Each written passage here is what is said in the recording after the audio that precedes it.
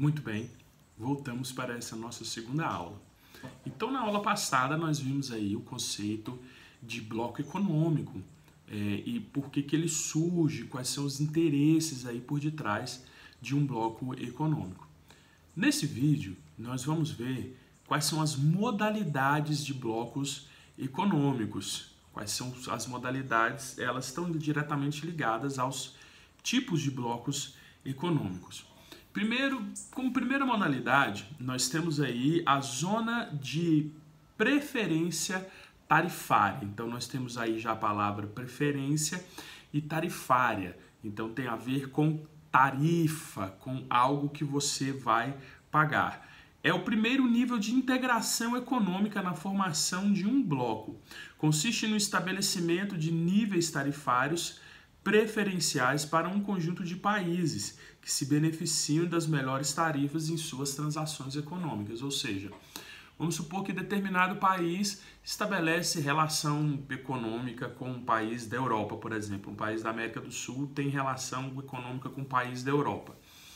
E que ele tem uma taxa aí de tarifa de importação, por exemplo, de 20% de imposto. Para os países membros do bloco da América do Sul, vamos supor, essa tarifa ela é menor em relação a outro país. O bloco econômico faz relação comercial só com países membros do bloco econômico? Não, não faz. Eles têm essas relações econômicas com vários países, tá? Independente. Mas os que pertencem àquele bloco ou àquela zona comercial vão ter sempre aí as suas preferências. O segundo ponto é a zona de livre comércio. A zona de livre comércio ela é o segundo nível de integração pelo qual se desenvolve um modelo simplificado com o objetivo de reduzir ou eliminar tarifas de importação e exportação. Qual é esse objetivo? De reduzir as tarifas de importação e de exportação. O objetivo é facilitar a circulação de mercadoria, facilitando assim o acesso a bens e consumos. Como, por exemplo, o Brasil ele não fabrica desses respiradores que as pessoas com o Covid-19, em casos mais graves, precisam. Ela vem da China, não é? O Brasil tem uma série de acordos econômicos aí com o país, o que facilita a importação, né? Quando tem, porque parece que o negócio está em falta, né? União aduaneira. Quando a gente fala em aduana, a gente está falando numa alfândega, naquele lugar de fronteira, que é aquele ponto onde a mercadoria precisa ser fiscalizada, visto se está tudo de acordo com a nota fiscal para poder entrar no país. Então, a união aduaneira, o objetivo é eliminar as restrições alfandegárias e fixar uma tarifa externa comum, que é a famosa TEC, TEC, Tarifa Externa Comum, que é um imposto de importação cobrado sobre os produtos oriundos de países não pertencentes ao bloco. Então, aqui nós já temos um a mais. Vocês estão entendendo o que eu estou querendo fazer? Então, todos esses países membros do bloco que está recebendo essa mercadoria de fora, eles vão ter a mesma tarifa para cobrar de qualquer outro país, para que isso seja igual e facilite da mesma forma, porque não vai adiantar. Se eu vou importar os benditos respiradores da China e o Brasil tem uma tarifa, a Argentina tem outra tarifa, o Paraguai tem outra, não.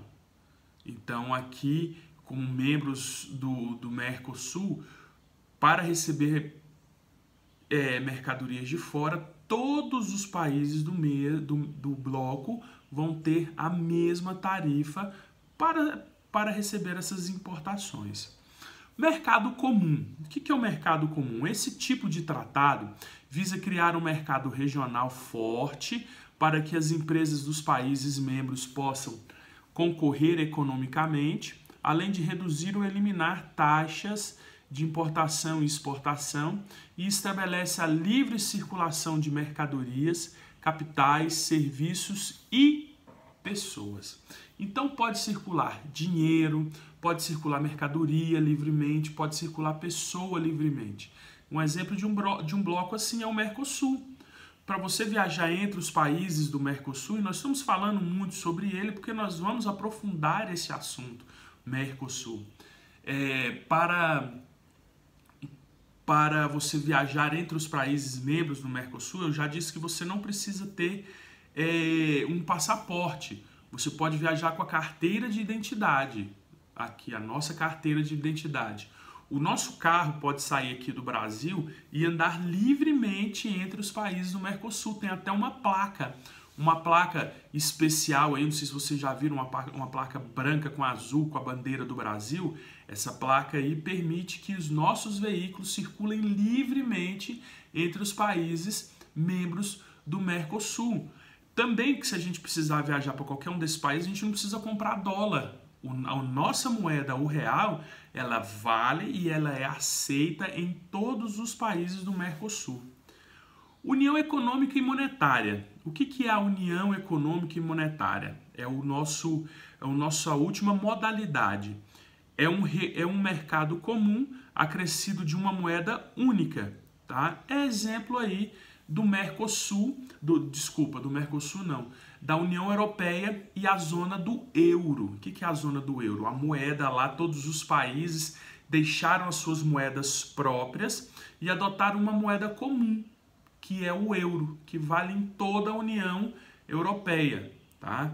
Então, vamos revisar aqui as modalidades de bloco. Nós temos a zona de preferência tarifária, que é um primeiro nível de integração, depois a zona de livre comércio, um segundo nível de integração, a união aduaneira, que vai estabelecer taxas únicas para importação de produtos, o mercado comum, que tem como objetivo a livre circulação de mercadorias, de capital, de dinheiro e de pessoas.